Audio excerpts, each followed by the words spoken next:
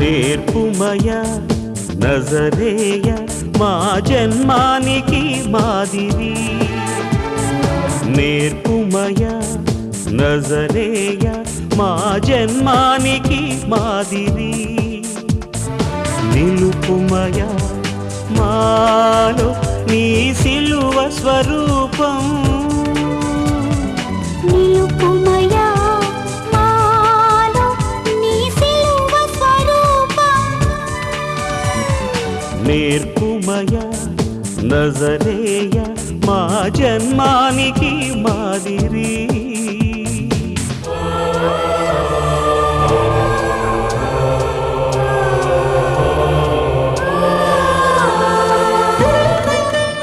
Unite Christian interior ministry సమర్పించు నేర్పుమయా నజరేయ.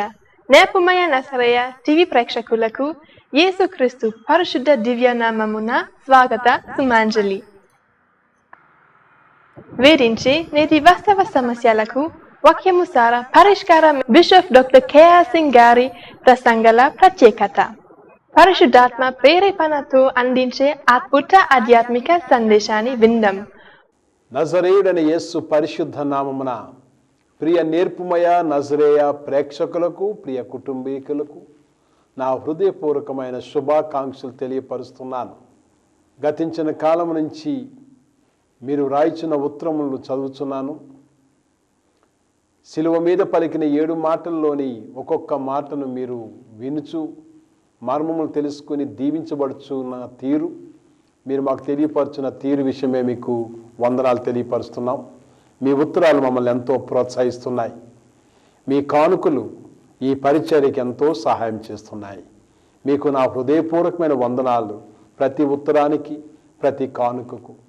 అలాగే ఎందరో తమ యొక్క బాధల్ని, సమస్యల్ని మాకు రాస్తున్నారు. వారి బాధలు, సమస్యలతో ఏకీభవించి ప్రార్థిస్తున్నాము.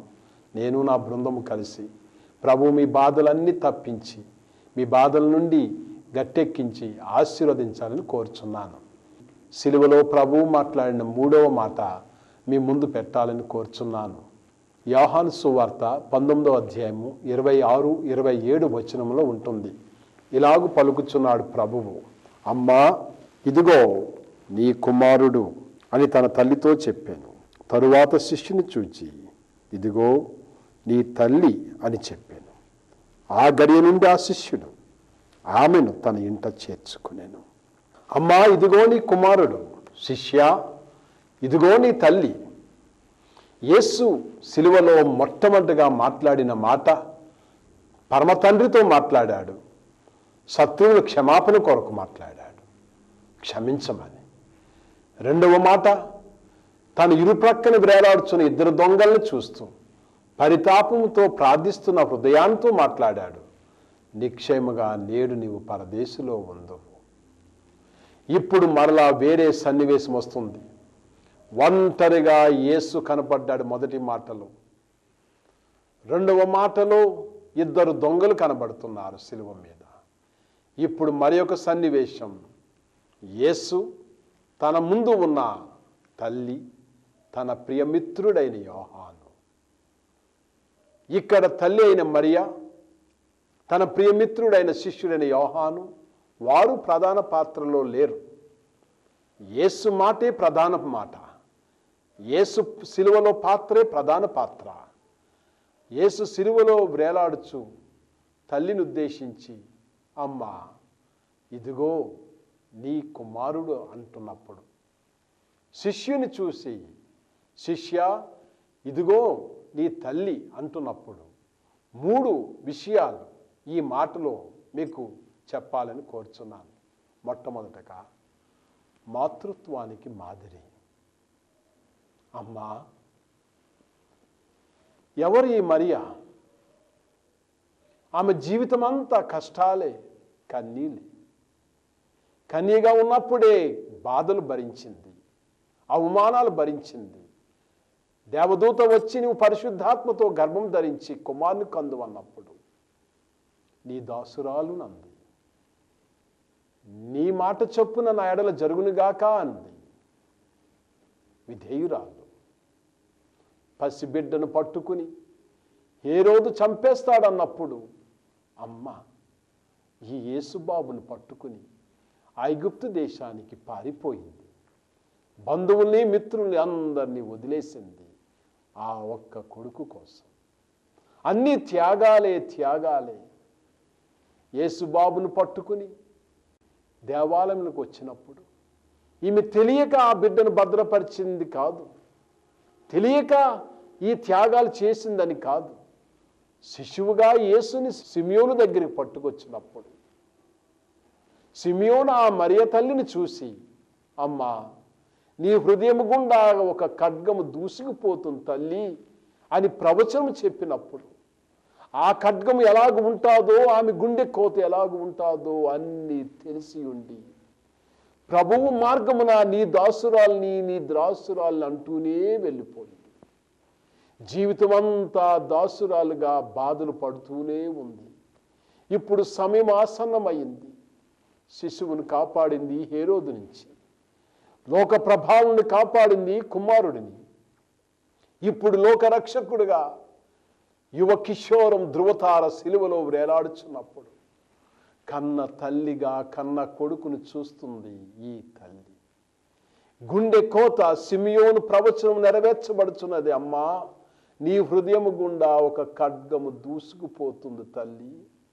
ఏ కుమారుల్లో నీ ఆశలు పెట్టుకున్నావో, ఏ కుమారుల్లో నీ ఆనందాలు చూసుకున్నావో ఆ కుమారుడే నీ కళ్ళ ముందు మరణము నొందే సమయం వస్తుంది, అవమానకరమైన మరణం పొందే సమయం వస్తుంది. నువ్వు చూడక తప్పదు, వినక తప్పదు తల్లి. ఒంటరిగా భరించక తప్పదమ్మా. ఆ మరియ తల్లి భరిస్తుంది. ఇప్పుడు ఈ ఖడ్గము దూసుకుపోయే సమయం ఆసన్నమైంది. కల్వరిలో వేలాడుచున్న ప్రియ కుమారుడైన పుత్రుడైన యేసు ముందు నిలుచుంది. ఇప్పుడు గుండె అదిమి పట్టుకుని ఏ తల్లి భరించగలదు ఇవన్నీ? ఏ తల్లి సహించగలదు ఇవన్నీ? ఏ తల్లి వెంబడించగలదు ఇంత క్లిష్ట పరిస్థితుల్లో ఆ ప్రభువుని, ఆ బిడ్డ వెనకాల? ఎవరు తీర్చగలరు ఈ గుండె కోతను? ఎవరు ఓదార్చగలరు?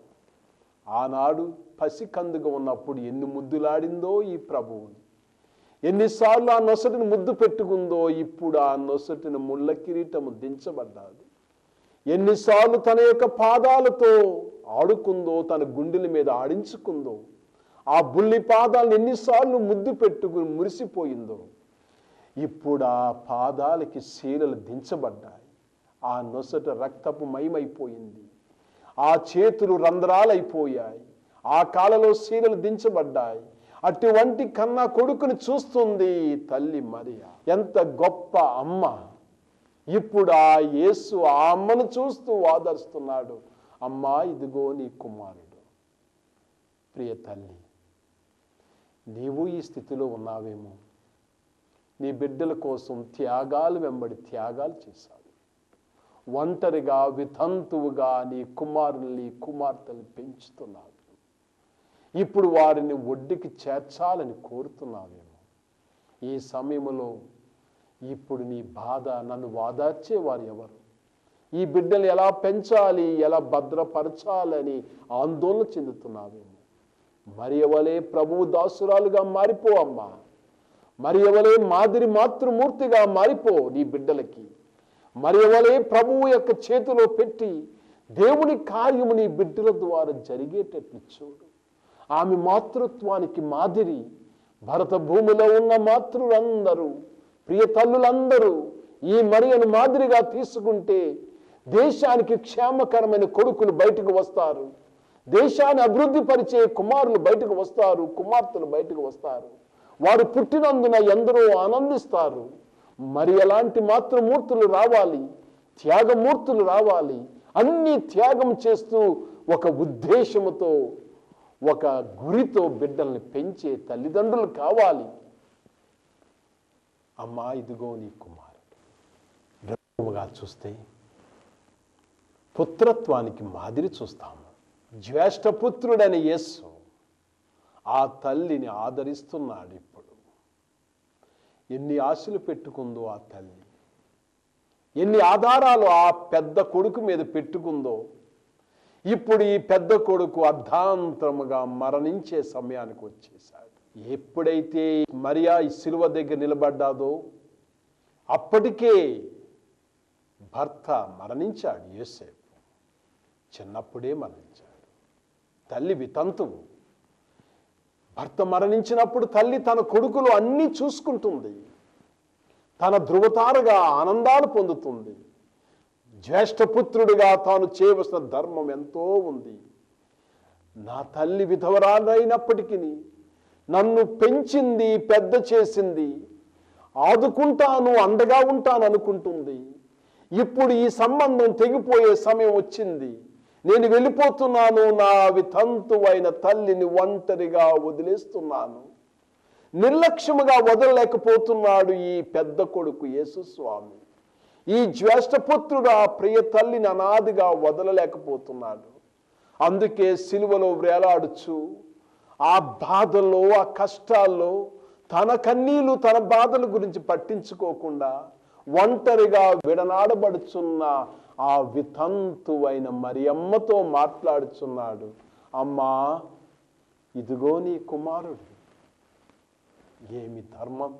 కొడుకులు, కుమార్తెలు తల్లిదండ్రులు ఎడల చూపించవలసిన బాధ్యత ఎంత ఇక్కడ కనబడుతుందో చూడు.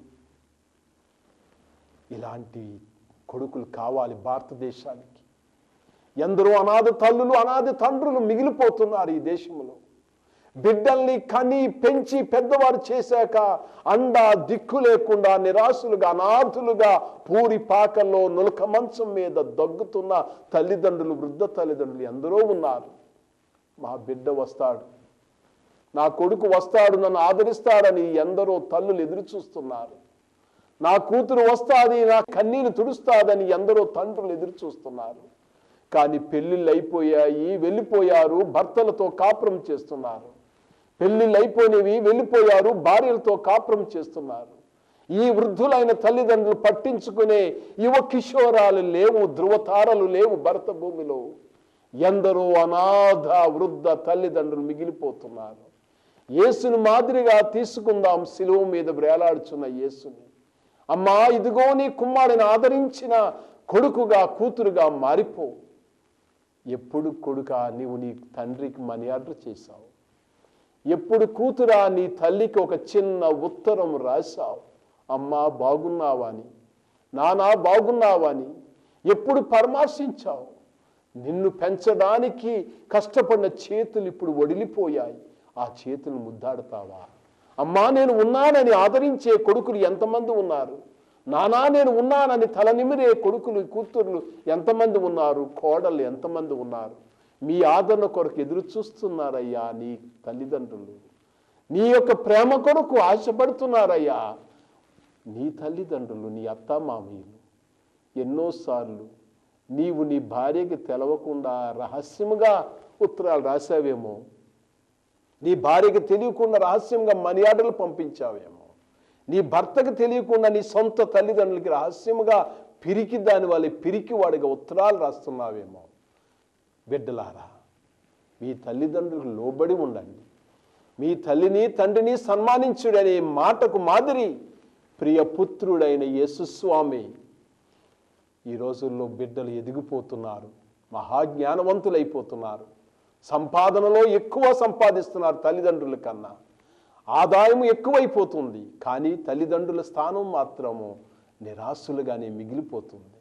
నువ్వు ఇంత స్థాయికి వచ్చి నీ యొక్క తల్లిదండ్రులు పట్టించుకోలేకపోతున్నావే. యేసుస్వామి జ్యేష్ఠపుత్రుడిగా 33.5 సంవత్సరాల యువ కిషోరముగా సిలువలో వేలాడుచు, గాయం మీద గాయం రేపబడుచు, కన్నీళ్లు కార్చుచు, ఇటువంటి వేదనలో, నిస్సయ స్థితిలో తాను చేయగలిగిన ధర్మం, తాను చేయగలిగిన సహాయము సిలువలో నుండి చేస్తున్నాడు. సిరులలో మునిగిపోతున్న కొడుకా, నీ తండ్రికి నువ్వు సహాయం చేస్తున్నావా?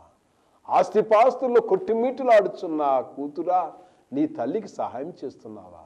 అమ్మా ఇదిగో నీ కుమారుడని ఆ యేసు స్వామి ఆదరించారు. ఈ ఆదరణ లోటైన తల్లిదండ్రులు మనం పట్టించుకుందాం, యేసుని మాదిరిగా తీసుకుందాం. జ్యేష్ఠపుత్రుడిగా ఆయన ఆదరించిన తీరు మన దేశానికి, మన కుటుంబానికి అవసరం. ఇప్పుడు శిష్యుని చూసి మాట్లాడుతున్నాడు.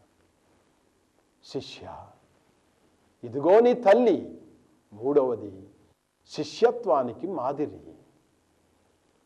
అమ్మా ఇదిగో నీ కుమారుడు. మాతృత్వానికి మాదిరి, పుత్రత్వానికి మాదిరి, శిష్యత్వానికి మాదిరి. ఇప్పుడు శిష్యుని చూసి మాట్లాడుతున్నాడు. శిష్య నీవు నా స్నేహితుడు అయ్యా, మిత్రమా. ఇదిగో నా తల్లి ఒంటరిగా మిగిలిపోతుంది, అనాథైపోతుంది. అప్పటికి మా నాన్నను పోగొట్టుకుంది, వితంతువుగా మారిపోయింది. ఇప్పుడు తన ఆధారాలైన కొడుకును పోగొట్టుకుంటుంది. ఇప్పుడు నా స్థానమును తీసుకో శిష్య. భరత భూమికి ఇలాంటి శిష్యులు కావాలి. ఏమిటి సంఘం యొక్క పాత్ర ఈ ఒక ఉపవాస దినాల్లో? ఏమిటి విశ్వాసి యొక్క పాత్ర ఈ శ్రమ దినాల్లో? ఏమిటి ఈ మాటలో ఉన్న పరమార్థం? నా స్థానంలోకి వచ్చే సంఘమా, ఇంతవరకు నా చేతులతో స్వస్థపరిచాను, ఆదరించాను, మాటతో ఆదరించాను, దగ్గరికి వెళ్ళి ఆదరించాను. సంఘమా విశ్వాసి, ఇప్పుడు నువ్వు ఆదరించు, నీ పొరుగువాని ఆదరించు. ఎన్నోసార్లు మనం గుడికి వెళ్తూ ఉంటాము, ఆరాధనకు, ప్రభువుని ఆరాధించడానికి వెళ్తూ ఉంటాం. పూరిపాకలు దాటుకునే వెళ్ళిపోతూ ఉంటాం, బాల కార్మికులు దాటుకుని వెళ్ళిపోతూ ఉంటాము. నులక మంచం మీద రోగ పీడితులై పడి ఉన్న వృద్ధుల్ని చూస్తూ దాటుకుంటూ అందముగా ఆరాధనకు వెళ్ళిపోతూనే ఉంటాం. యేసయ్య ఇప్పుడు మాట్లాడుచున్నాడు. శిష్య ఇదిగో నీ తల్లి. సంగమా ఇదిగో నీ తల్లి, ఇదిగో నీ తండ్రి. అంగీకరించు, ఆదరించు. ఆరాధనకి వెళ్ళకముందు ఒక పూరిపాకలో ఉన్న ఒక కురువృద్ధునికి సహాయం చేయి, ఒక వృద్ధ తల్లికి సహాయం చేయి. ఆరాధనకి వెళ్ళకముందు దారిలో కనపడిన ఒక పసికందుని ఎత్తుకుని చిన్న బట్ట ఇవ్వు. ఆరాధనకు వెళుతున్న నీవు పాల కోసం శరీరాన్ని అమ్ముకోవడానికి సిద్ధమైన తల్లులకి నీవు ఒక పాల డబ్బా బహుమానముగా ఇవ్వు. శిష్య ఇదిగో నీ తల్లి, శిష్య ఇదిగో నీ కుమారుడు, శిష్య ఇదిగో నీ తండ్రి. నా స్థానములకు వచ్చే యోహాను, ఇప్పుడు నీవు ఆ మరియమ్మకు నువ్వు కొడుకుగా మారిపో. ఏ అనాథ తల్లిని ఎవరైతే ఆదరిస్తారో అక్కడ యేసు ఉన్నాడు. అందుకే యేసు అంటాడు, నేను ఆకలిగా ఉన్నప్పుడు నువ్వు నాకు ఆహారం పెట్టితివి, నేను నగ్నముగా ఉన్నప్పుడు నువ్వు నాకు బట్టలు ధరింపచేసితివి, నేను రోగినై ఉన్నప్పుడు నువ్వు నన్ను దర్శించితివి, నేను జైల్లో ఉన్నప్పుడు చెరసాల పాలైనప్పుడు నువ్వు నన్ను దర్శించితివి. ఏమిటా మాటలు? ఈ అనాథులకు, ఈ బీదలకు నువ్వు ఏమి చేస్తావో అది నీ ప్రభువుకే చేస్తున్నావు. వాడిలో నీ ప్రభువును చూడు. కోట్లాది కోట్లాది అనాథులు మన చుట్టూ ఉన్నారు. అనాథ వృద్ధ తల్లిదండ్రులు మన చుట్టూ ఉన్నారు. ఎందరో ఎందరో ఆకలి చావులతో చచ్చిపోతున్నారు. పట్టెడు విషముకు కొనుక్కోవడానికి కూడా డబ్బులు లేక ఆకలితో మలమలాడుతున్నారు. అన్నము కాదయ్యా, చావాలని విషము కొరకు అప్పులు చేసేవాళ్ళు ఉన్నారు. ఇటువంటి ఆక్రాంతాలు అనంతమైనప్పుడు, రైతులు అన్నాలు చావులుకి సిద్ధమైపోతున్నప్పుడు నీవు కడుపు నిండా తింటున్నావే, వారి కోసం ఎప్పుడైనా ఆలోచించావా? రోజుకొక వస్త్రాన్ని ధరింప చేసుకుంటున్నావే, అనాథులు అర్ధనగ్నముగా ఉన్న వారిని చూస్తున్నావా? లేక వారి నైతిక విలువల గురించి చర్చిస్తున్నావా? అనారోగ్యమైన వారిని చూస్తున్నావే, నీ ఆరోగ్యం కొరకు దేవునికి స్తుతులు చెల్లిస్తున్నావా? లేక అనారోగ్యమైన వారికి ఏమైనా చిన్న మందిస్తున్నావా? శిష్య ఇదిగో నీ తల్లి. ఎవరయ్యా ఈ తల్లి? విధవరాలు. ఎవరయ్యా ఈ తల్లి? ఆధారాలన్నీ కోల్పోయిన తల్లి. ఎవరయ్యా ఈ తల్లి? అనాథ అయిపోతుంది, ఒంటరైపోతుంది. నీ కళ్ళ ముందు వీళ్ళెవరూ కనపడడం లేదా? సంగమా, నీ కళ్ళ ముందు వీళ్ళెవరూ కనపడడం లేదా? చేర్చుకో. బైబిల్ ఏముందో తెలుసా? ఆ గడియ నుండి అతడు ఆమెను తన ఇంట చేర్చుకొనెను. యోహాను మంచి కొడుకైపోయాడు. నేను ఎపిసి సంఘాన్ని దర్శించాను పట్టణంలో. అక్కడ ఒక సమాధి కనబడుతుంది. ఆ సమాధి దగ్గర 2 పేర్లు ఉంటాయి. ఏమిటో తెలుసా? మరియ సమాధి, ఎపిసి సంఘానికి పాస్టర్గా ఉన్న యోహాను సమాధి. యేసు తల్లి అయిన మరియ ప్రక్కనే సమాధి చేయబడ్డాడంటే తన ఇంట చేర్చుకొని అన్నప్పుడు తన తల్లిగా ఎంత దగ్గరగా చేర్చుకున్నాడో, అనుక్షణము తనను పట్టుకుంటూ వాదరుస్తూ చివరికి ఆమె ప్రక్కనే సమాధి చేయబడ్డానికి ఇష్టపడ్డాడు ఈ దత్తపుత్రుడు యోహాను. అందుకే చిరకాలము బ్రతికాడు పద్మాసు దీవిలో. దర్శనాలు చూశాడు. నీ తల్లిని నీ తండ్రిని సన్మానించుము, నీవు దీర్ఘాయుష్మంతుడవుదువు. యేసు స్వామి కోట్లాది హృదయాల్లో 2000 సంవత్సరాలను జీవిస్తున్నాడు, దీర్ఘాయుష్మంతుడయ్యాడు, తల్లిని గౌరవించాడు. యోహాను మరియ తల్లిని స్వీకరించాడు, దీర్ఘాయుష్మంతుడయ్యాడు. బతికి చనిపోయాడా లేక పరలోకానికి వెళ్ళిపోయాడనే ప్రశ్నతో మిగిలిపోయింది నేటి ప్రపంచం. ఒక చిత్రకారుడు సిలువ వేయబడిన సన్నివేశాన్ని చక్కగా చిత్రీకరిస్తున్నాడు. సూర్యాస్తం అవుతుంది. సిలువ మీద నుంచి మరణించిన యేసుని దించుతున్నారు. ఆ తరువాత శిష్యులు కొందరు ఆయనను ప్రశస్తమైన వస్త్రాలతో చుట్టారు. ఆ శవాన్ని మోసుకుని వెళ్ళిపోతున్నారు. ఈ కుమారుడు యేసు ప్రభు యొక్క వెనకాల తల్లి అయిన మరియ నడుస్తుంది. ఈ శిలువ మీద దించినప్పుడు ఆయన నొసటి మీద ఉన్న కిరీటం పడిపోయింది. ఈ మరియ తల్లి చేతిలో ఆ ముళ్ళ కిరీటం కనబడుతుంది. ముళ్ళ కిరీటాన్ని మోస్తున్న మరియ తల్లి వెనకాల భుజముల మీద చేతులు వేస్తూ తోడుగా యోహాను వెళ్ళిపోతున్నాడు. ఆ తల్లిని తీసుకుని వెళ్ళిపోతున్నాడు. ఆ గడియ నుంచి ఆమెను తన ఇంట చేర్చుకొనెను. ఎందరో ఈ ముళ్ళ కిరీటాన్ని మోస్తున్న వృద్ధ తల్లిదండ్రులు నీ కళ్ళ ముందే, మన కళ్ళ ముందే ఉన్నారు. ఇప్పుడు ప్రభువు కోరుచున్నది యోహాను లాంటి శిష్యులు కావాలి, యోహాను లాంటి సంఘాలు కావాలి, శిష్యత్వానికి మాదిరైన బృందం కావాలి. ముళ్ళ కిరీటం మోస్తున్న వృద్ధ తల్లిదండ్రులు, అనాథులను పట్టించుకునేవారు కావాలి. అమ్మా, ఇదిగో నీ కుమారుడు. ఈ మాతృత్వానికి మాదిరైన మరియను స్వీకరించు, మరియను మాదిరిగా పెట్టుకో. పుత్రత్వానికి మాదిరైన యేసుని నీ మాదిరిగా పెట్టుకుని తల్లిదండ్రులు ఆదరించు. శిష్యత్వానికి మాదిరైన యోహానుని నీ కళ్ళ ముందు పెట్టుకో. నీ చుట్టూ ఉన్న వారిలో యేసుని చూడు, స్వీకరించు. ఆయన నిన్ను ఆదరిస్తాడు, సహాయం చేస్తాడు. అప్పుడు దేవుని రాజ్యం స్థాపించబడుతుంది. అప్పుడు అక్కడ ప్రేమరాజ్యం స్థాపించబడుతుంది. అక్కడ అనాథులు ఉండరు, కన్నీలు ఉండవు, దుఃఖం ఉండదు, మురికివాడలు ఉండవు, ఆకలి చావులు ఉండవు. శిష్యత్వానికి మాదిరైన సంఘాలు లేవాలి. పుత్రత్వానికి మాదిరైన కొడుకులు కూతుర్లు లేవాలి. మాతృత్వానికి మాదిరైన మరియ తల్లులు కావాలి. అప్పుడే మనము మన దేశము ఆశీర్వదించబడుతుంది. ప్రార్థన చేసుకుందాం. పరమ తండ్రి, నీ ప్రియ కుమారుడైన యేసు పరిశుద్ధ నామమున నీ పాద సన్నిధికి వస్తున్నాను. సిలువలో వేలాడుచు ప్రభువా, అమ్మా ఇదిగో నీ కుమారుడు, శిష్యా ఇదిగో నీ తల్లి అని మాట్లాడి మాకందరికి తరతరాలకి ఒక మాదిరి విడిచిపెట్టేశావయ్యా. నీకు వందనాలు. అందుకే ఈ సమయాన అనేక మంది అనాథుల్ని జ్ఞాపకం చేసుకుంటున్నాం. ఊహించని రీతిలో ఆనందముగా జీవితం గడిచిపోతున్న వేళలో హఠాత్తుగా తండ్రి మరణించిన అనాథ కుటుంబాలు ఎన్నో ఉన్నాయి. తండ్రిని కోల్పోయి బిడ్డల్ని ఎలా పెంచాలని తల్లి వితంతువై వేదనతో దుఃఖముతో బాధపడుతున్న వారు ఎందరో ఉన్నారు. తండ్రిని కోల్పోయి మాకు తండ్రి లేడా అని అనాథులుగా కన్నీరుతో ఏడుస్తున్న వారు ఉన్నారయ్యా. పట్టించుకొని వారు ఉన్నారు. అమ్మని కోల్పోయిన బిడ్డలు ఉన్నారయ్యా. మరి ఒకరిని పెళ్లి చేసుకుని బిడ్డల్ని వేధించే తండ్రులు ఉన్నారయ్యా. ఈ సమయాన ఆ బిడ్డల్ని ఆదరించు నాయన. ఈ సమయాన వితంతు అయిన తల్లుల్ని ఆదరించయ్యా. వారికి నీ మనోధైర్యము బిడ్డలనే ధృవతారగా చూసుకొని వారి కోసం బ్రతికే మరియమ్మలాగా చేయి నాయన. నీ పరిశుద్ధ సన్నిధి అక్కడ ఎందరో రోగులు ఉన్నారయ్యా, బాధపడుతున్నారు. మందులు కొనుక్కోలేక, ఆపరేషన్ చేయించుకోలేక ఇక మేము చనిపోతామనే భయముతో ఉన్నాం. ఈ సమయాన ప్రభువాను దర్శించు, సంఘములతోనూ మాట్లాడు, నాయకులతో మాట్లాడు, రోగులను అనాథులను పట్టించుకునేవారుగా చేయి. ప్రభా, ఆసుపత్రుల్లో సరైన చికిత్స దొరికేటట్లు సహాయం చేయము.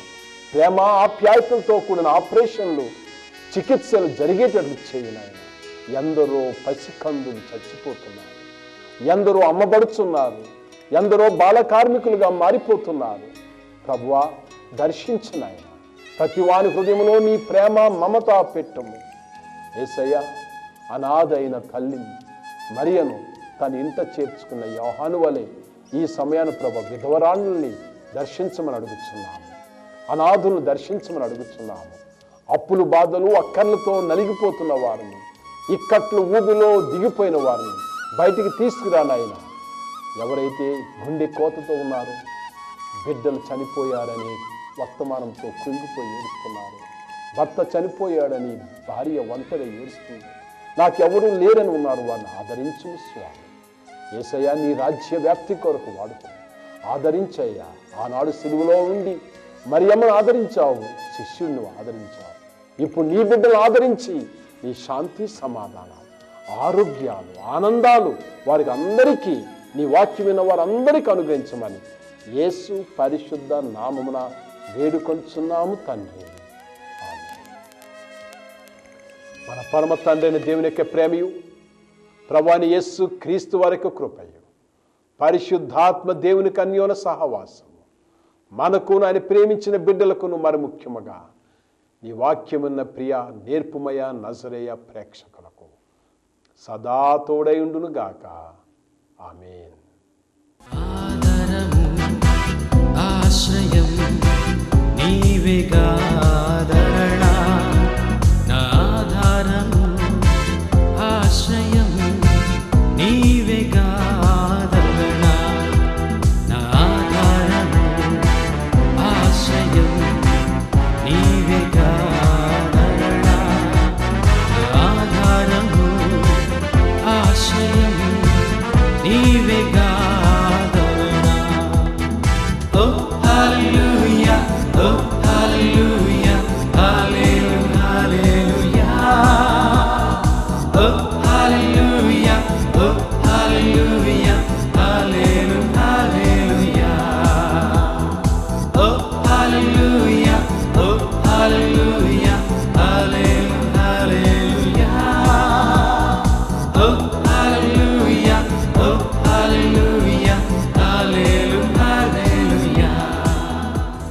ఇంతవరకు బిషప్ డాక్టర్ కేఆర్ సింగ్ గారి అద్భుత ప్రసంగాన్ని విన్నారు. మీరు మీ ప్రతి అవసరతలకు, మీ సందేహాలకు మాకు వ్రాయండి. ప్రతి వారం ప్రసారమయ్యే నేర్పుమయ నజరేయ ఆధ్యాత్మిక కార్యక్రమాన్ని చూడండి.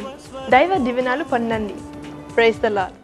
మా address bishop doctor K R Singh, UCIM, నేర్పుమయ నజరేయ, కొత్త Paradesipalem, Visakhapatnam 531163, Andhra Pradesh, India.